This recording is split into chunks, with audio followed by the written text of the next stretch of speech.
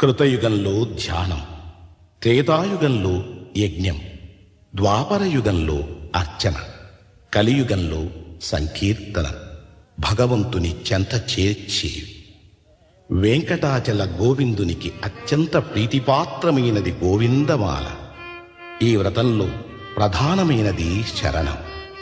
అంతరంగ బహిరంగాలలో శరణం వినిపిస్తే అది శ్రీనివాసుని చరణాలలో ప్రతిధ్వనిస్తుంది. ఇదే అన్నమయ్య సాధన బోధన.